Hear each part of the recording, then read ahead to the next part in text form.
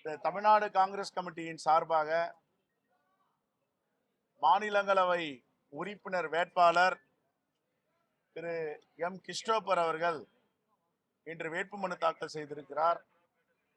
எங்களுடைய காங்கிரஸ் பேரியக்க தலைவர்கள் திரு மல்லிகார்ஜுன கார்கே, அகில இந்திய காங்கிரஸ் கமிட்டி தலைவர், பாராளுமன்றத்தின் எதிர்க்கட்சி தலைவர் ராகுல் காந்திஜி, அன்னை சோனியா காந்தி அவர்கள் ஒரு சாதாரண எளிய தொண்டரை இன்று மாநிலங்களவைக்கு தேர்ந்தெடுத்திருக்கிறார்கள். அவரிடம் வேட்புமனு தாக்கல்ல பாத்தீங்கன்னா ஒரே சவரன் கோல்டு தான். பண பேலன்ஸ் பாத்தீங்களா 13,000 ரூபாய் தான். சொத்துக்கள் கிடையாது. எதுவுமே இல்லாத ஒரு சாதாரண அடிமட்ட தொண்டனை காங்கிரஸ் பேரியக்கம் என்று மாநிலங்களவைக்கு தேர்வு செய்திருக்கிறது. எங்களுடைய தலைவர்கள் திரு ராகுல் காந்தி, அன்னை சோனியா காந்தி, தலைவர் மல்லிகார்ஜுன கார்கே அவர்களுக்கு தமிழ்நாடு காங்கிரஸ் கமிட்டியின் சார்பாக நன்றியை தெரிவித்துக் கொள்கிறோம். இதை கொடுத்து முன்வந்து மனமோந்து காங்கிரஸ் பேரியக்கத்திற்கு ஒரு மாநிலங்களவை உறுப்பினர் கொடுத்த மாண்புமிகு முதலமைச்சர் அண்ணன் தளபதி அவர்களுக்கும் எங்களுடைய நன்றியை தெரிவித்துக் கொள்கிறோம். நன்றி, வணக்கம்.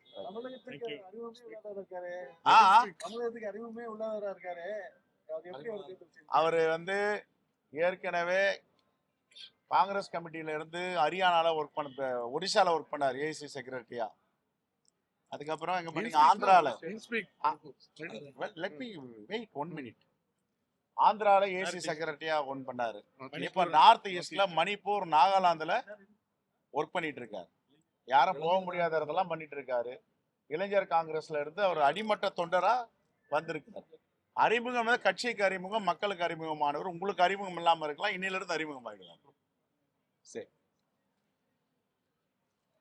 அகில இந்திய காங்கிரஸ் கமிட்டி தலைவர் திரு மல்லிகார்ஜுன் கர்கே அவர்களுடைய ஆசீர்வாதத்துடன், அன்னை சோனியா காந்தியுடைய ஆசியுடன், திரு ராகுல் காந்தி அவர்களால் அடையாளம் கண்டுபிடிக்கப்பட்ட நான் மீண்டும் தமிழகத்தில் திரு செல்வ பெருந்தகை அவர்கள் மூலமாகவும் திரு கிரீஷ் சோடங்கர் அவர்கள் மூலமாகவும் ஒரு எளிய கட்சி பணியாளனாக என்னை அடையாளப்படுத்தி இந்த மாபெரும் பொறுப்பை என்னிடம் கொடுத்திருக்கிறார்கள். நீங்கள் சொன்னது போல் பெரிய அளவில் அறிமுகம் இல்லைனாலும் என்னுடைய பணியால் கண்டிப்பாக தமிழக மக்களுக்கு நான் சரியாக அறிமுகப்படுத்தப்படுவேன். அதற்கு என்னுடைய கட்சி தலைவர்கள், மாநில தலைவர் திரு செல்வ பெருந்தகை அவர்களும் அவர்களுடன் சேர்ந்து இருக்கக்கூடிய மற்ற தலைவர்களும் திரு கிரீஷ் சோடங்கர் அவர்களுடைய வழிநடத்தலின் பேரிலும் நான் கண்டிப்பாக தமிழக மக்களுக்கு ஆற்ற வேண்டிய பணியை கண்டிப்பாக ஆற்றுவேன் என்று கூறிக்கொண்டு, மீண்டும் எங்கள்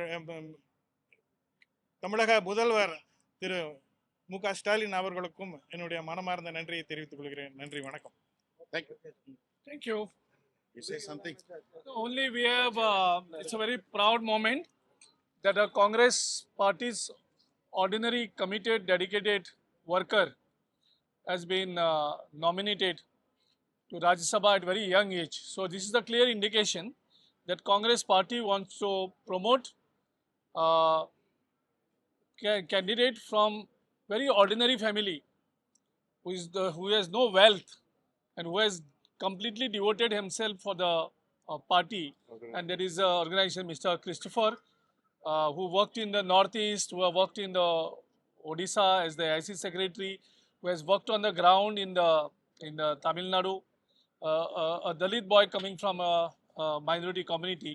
So party is honoring the hardworking, young and talented ordinary workers from the Congress. This is the best example. So I am very thankful to the leadership, Congress leadership, and all the leaders of the Tamil Nadu.